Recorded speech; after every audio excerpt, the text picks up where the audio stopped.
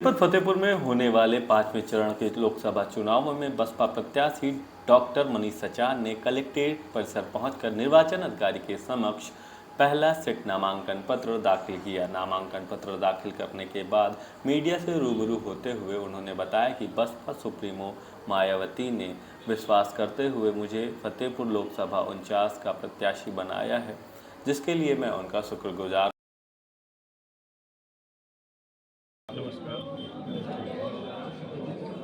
प्रमुखता पे मैं कहना चाहूँ तो चुनावी तैयारी मेरी जनता ने की और ये जनता की पुकार थी, जिसका फलस्वरूप मैं यहाँ पर आया। आप लोग सब फतेहपुर के निवासी हैं और आप लोग जान रहे होंगे, अगर मैं अपने क्षेत्र की ही बात करूँ, जैसे चिकित्सकीय सेवाओं में हम इतने पिछड़ गए हैं, हमारा फतेहपुर इतना पिछड़ा हुआ है कि आज आप यहाँ पर सरकारी अस्पताल में जाइए तो लंबी लंबी लाइन लगानी पड़ती है अल्ट्रासाउंड के लिए, महीनों महीनों भर की वेटिंग है अल्ट्रासाउंड के लिए।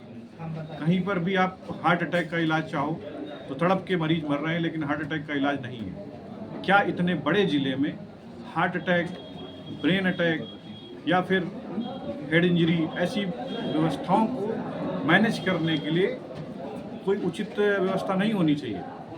यही सब ऐसे कारण हैं जिसके कारण जनता मेरे साथ में आएगी और वो अपनी व्यवस्थाएं स्वयं निकालेगी जब वो ईवीएम का बटन दबाएगी। मुद्दा, चूंकि मैं चिकित्सा सेवा से हूँ तो प्रमुख मुद्दा मेरा चिकित्सा सेवा ही है। इस मुद्दे के साथ साथ अगर आप चारों तरफ घूम कर देखते हैं तो ऐसा कोई क्षेत्र नहीं है जहाँ पर ये सरकार फेल नहीं हुई। अगर आप सीवर लाइन की बात करते हैं तो पूरा शहर इस समस्या से परेशान है। बारिश के मौसम में जल भराव बहुत अधिक होता है। आप सड़कों को देख लीजिए।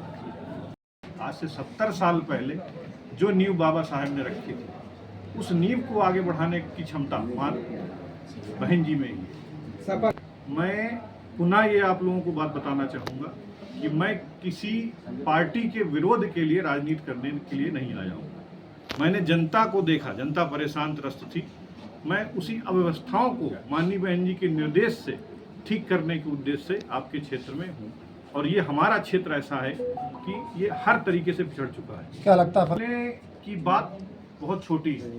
मुझे आप लोगों के जोश और पूरी मेहनत से ऐसा लग रहा है कि कम से कम 3 लाख वोटों से मैं पहले से ही आगे हो चुका हूँ। अगर मेरे मुख्य मुद्दे जल भराव की समस्या को समाप्त करना, यहाँ पर जो हमारी सड़कें अधूरी पड़ी हैं उनको उचित और ठीक कराना, साथ में सीवर लाइन की जो समस्या जो जाने कितने 10 वर्षों से लगातार ज्यों की त्यों बनी हुई है। बजट पास हो जाते हैं, बजट का जो है आपस में बंदर बाट हो जाता है, लेकिन वो ठीक नहीं हो पा रही, उसको ठीक कराना, अस्पतालों की व्यवस्था ठीक कराना। एक छोटी सी मशीन जो 10,000 की मिलती है, प्रतिदिन कम से कम 10 लोगों की जान बचा सकती है, उसकी समुचित व्यवस्था कराना।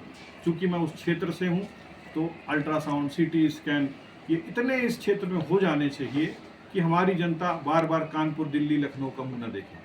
सोलर बॉन्ड, जैसा कि आप सभी जान रहे होंगे कि हमारी सिर्फ बहुजन समाज पार्टी ऐसी है, जितनी भी चाहे जैसी पार्टियां हों, चाहे राज्य स्तरीय हों चाहे राष्ट्र स्तरीय हों, सभी पार्टियों में सिर्फ बहुजन समाज पार्टी एक ऐसी है जिसको इलेक्टोरल बॉन्ड से कोई भी चंदा नहीं प्राप्त हुआ।